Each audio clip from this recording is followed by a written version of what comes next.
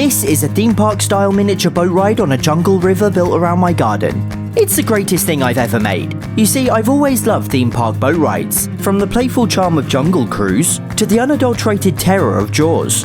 I want to build one of my own. The only problem is, well, there isn't a river in my garden. So I should probably start by building one.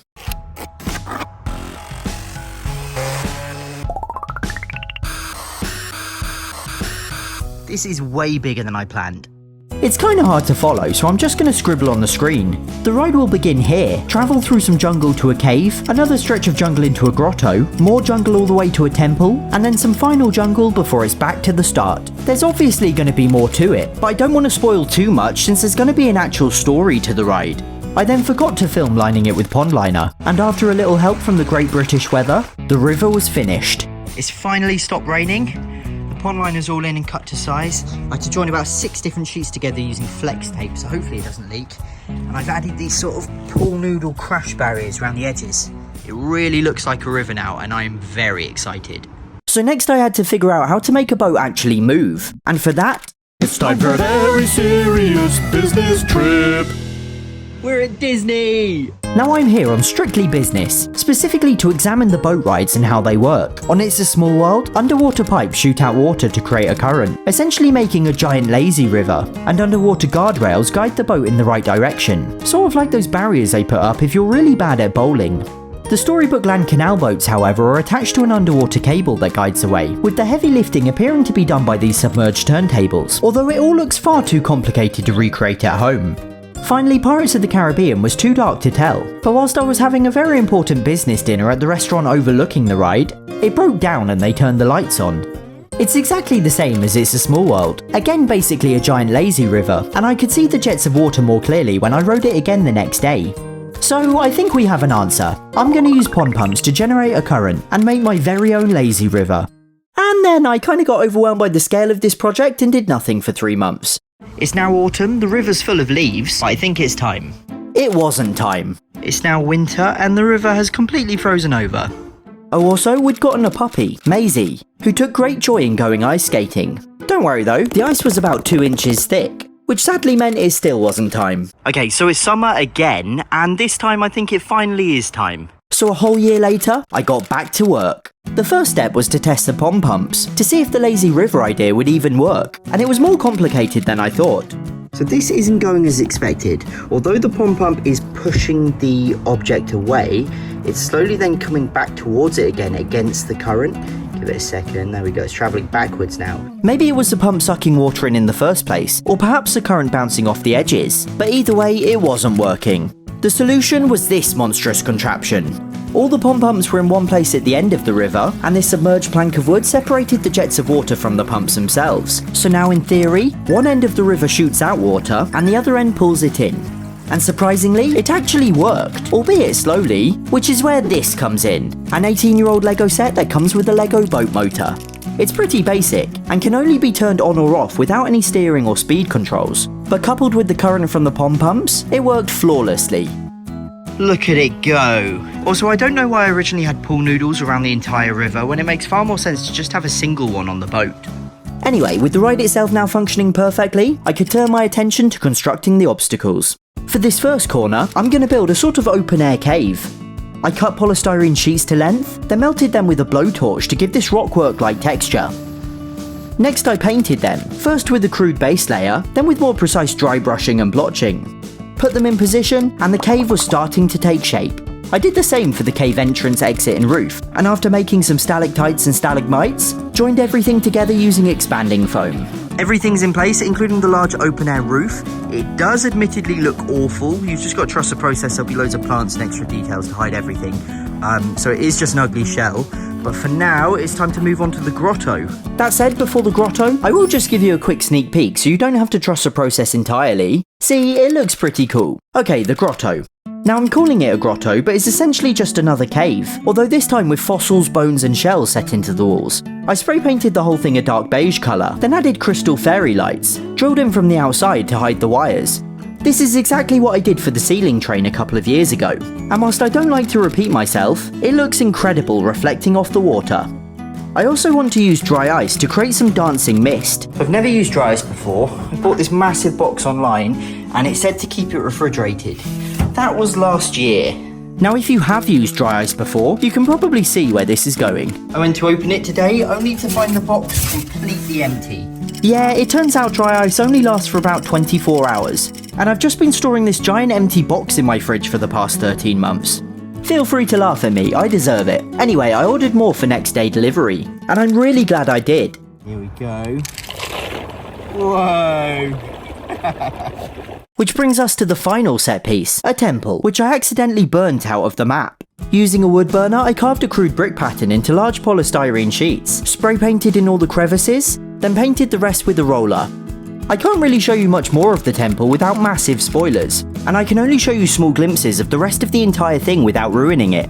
But there's going to be a big pile of treasure made from poker chips spray painted gold, as well as a highly detailed miniature campsite, and this very cool Lego mechanism. If you look from just the right angle, it looks like the ants are walking over the log. The last thing to do was to of course turn all this into a jungle. After building planters and filling them with soil, I basically bought out my local garden centre. These are just 2 trolleys, but I bought well over 20, and after letting everything grow for a few weeks, we had a jungle. Look at it, it looks like an actual miniature movie set. Obviously there are bits like this white roof which the camera isn't going to see, but look at all these plants, it's an actual jungle now. Let me give you a water level view. How amazing is that? It was so dense I had to wade around in wellies just to access anything. Whoa, I swear I'm going to fall over soon.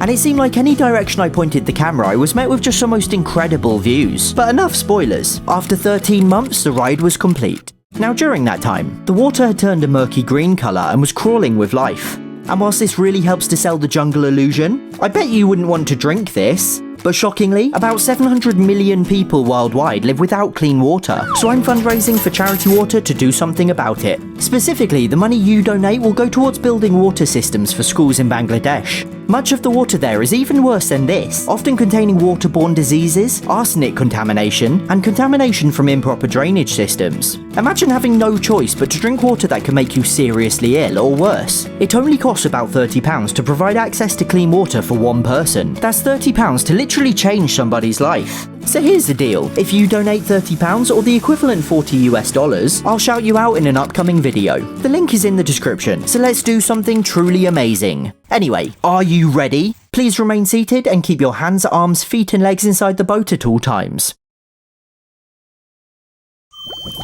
Can you hear me? Can you hear me?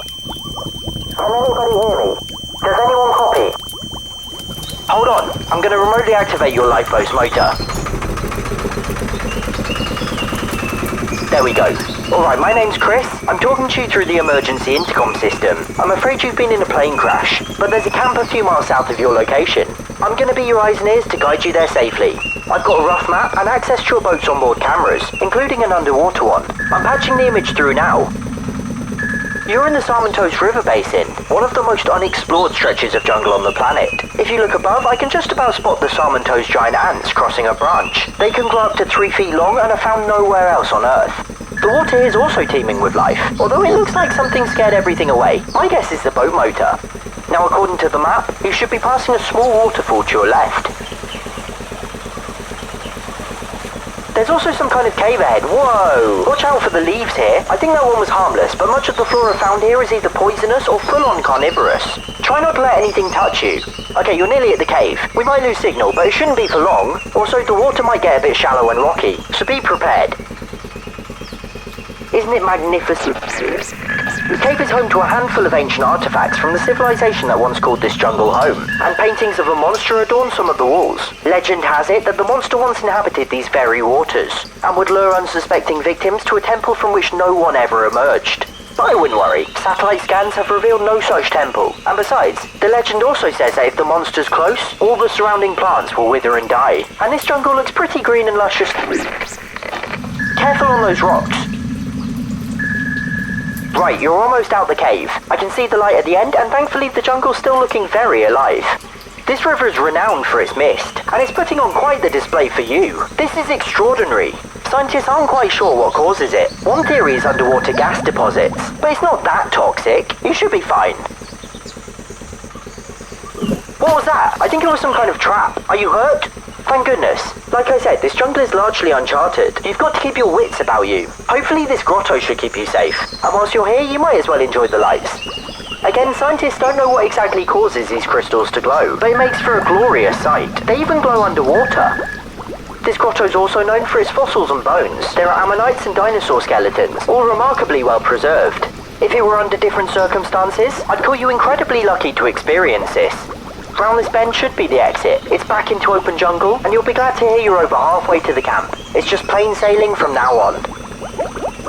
Wow, this mist really is something else. It looks like you're above the clouds. Sorry, I probably shouldn't talk about flying right now. It is getting kinda high though. Careful not to breathe too much in. Thankfully it seems to be subsiding up ahead. You're getting slightly tangled in the reeds. They're quite thick here. They might slow you down, but it's nothing the motor can't handle. Okay, I don't mean to alarm you. I'm sure it's nothing, but some of the plants are beginning to look slightly, dead. Maybe it's the camera feed. They probably look alive to you, right? Just try your best to stay away from the edges and out of the reeds. Alright, there's some kind of structure ahead. That's not on the map. Seriously, please try and keep out the reeds. And great, we're tangled. I'm gonna shut the motor off and restart it. Maybe there is some cause for alarm. Don't panic, but the sonar reading's showing something in the water with you. Something big, and it seems to be moving in your direction. I don't like this one bit. I'm gonna get you going again. Hang tight. Come on, start!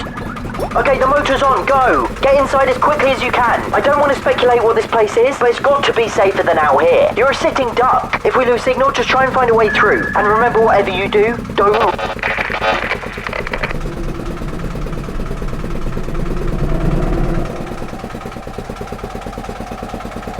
The motor's overheating. It must have something still caught in it. It might be slightly on fire. What on earth is that?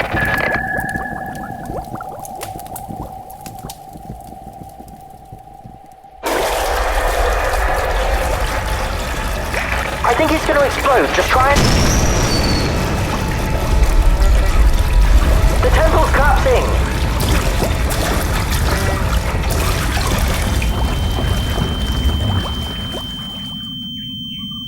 Keep copy. Are you there? You made it! I knew you could do it. Let's get out of this fog. The campsite is just around the corner. The current's pretty strong, so it should get you the rest of the way. I really thought I'd lost you there for a minute. I don't know what happened, I'm just glad you're safe now, and the sun's even come out to welcome you. It's been a pleasure to be your guide. I highly recommend riding the Space Coaster next, a personal favourite of mine. Here we are then, the campsite. If you could disembark to your left, one row at a time. And please remember to take all your personal belongings with you. Over and out. So there we go. This was a completely new and experimental video for me, so I'd love to know what you thought. A massive thanks to everyone who helped in some way, including Danielle, Dan, Charles, Leah and my mum. And an enormous thank you to everyone who somehow already donated. Namely James and his cat Cosmo, the Hart family, Luke and Paul Caper in honour of cats Bomag and Camok, Clementine, Oliver and Elliot Simon, Brynjar and Elric, Zach and Toasty the guinea pig, Beth, Alice, Matilda and Miriam, Freya, Oswald and Jonathan, and Luke and Ollie the cat. Thanks a million. The donation link is in the description.